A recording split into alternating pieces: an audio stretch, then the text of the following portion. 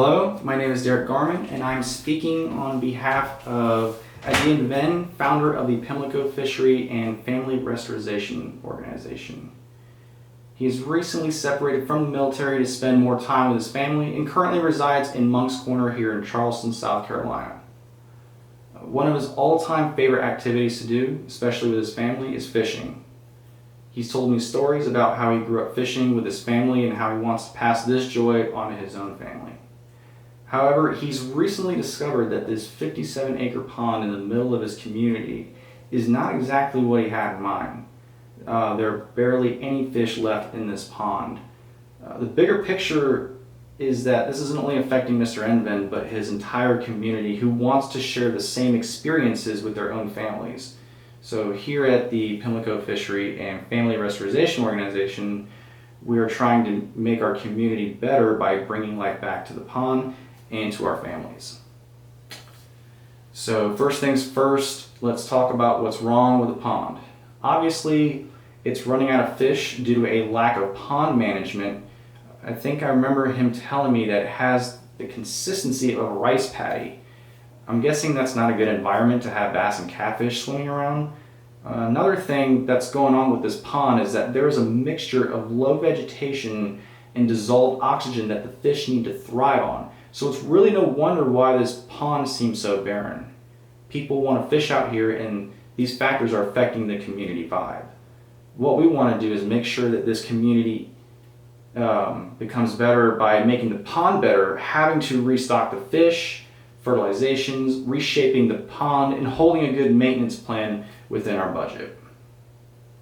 So we've asked the people in our community what recreational activity they prefer the most for their families, and fishing comes up as number one on the survey. But with these dimensions in the pond, it makes it a poor place for spawning and hunting, and it's making the life cycle of the fish impossible to fluctuate on. Also, another thing that's making this all go wrong is that the grass carp that reside in the pond are responsible for the low vegetation, following up with that low oxygen level that I mentioned before. So that's why all the bass fish are dying. All we want to do is make family bonding an opportunity in our community and to bring fishing back. And we're going to do whatever it takes to make this happen. We already have support from the entire community to do this. We're going to be taking care of the pond with good care and maintenance, and also teach the kids that are growing up in our community how to take care of it themselves to pass on this fishing tradition when they have their own families one day. So here's how we're going to do it. We have done the research on how we're going to reshape the pond's bottom for better spawning grounds. We have the residents looking to handcraft attractors and shelters with vegetation to bring up those oxygen levels, finalizing the pond floor with rocks and gravel, verifying chemistry levels for any changes, balancing out the fish population with more bluegills for bass and catfish to feed on for prey. And of course, education is always important.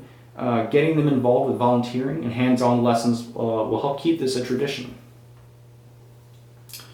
To hold all this together, we're going to be having strict monitoring and working alongside with South Carolina Department of Natural Resources in looking into the health and population statistics throughout every period. We're going to have community meetings to address any situation amongst ourselves to make sure that the children are involved. As for you, Mr. Bowater, we want to ensure that the budgeting will be taken seriously to the utmost of our responsibility, and that your contribution will be the hallmark of our success into making this a great community to live in. So let's talk about the budgeting.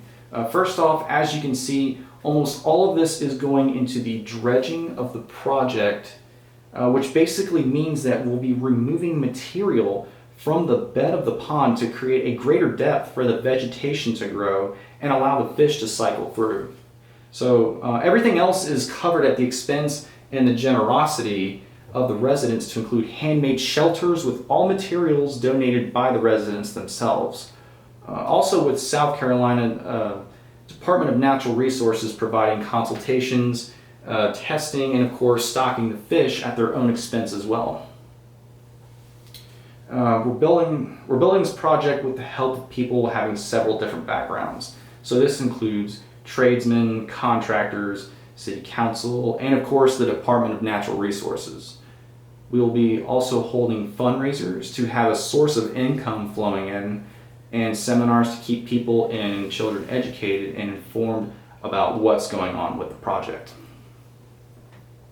And in conclusion, what we want is to be able to create memories for generations to come and to have traditional values for in our community. Having the youth involved into our project will bring great pride to our community and to allow fishing a fun activity as it was when Mr. Envin went fishing with his family growing up. They say it takes a village to raise a child, and we believe that.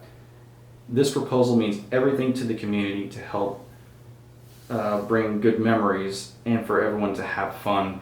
I hope you see it that way, Mr. Bowater, and thank you for your time.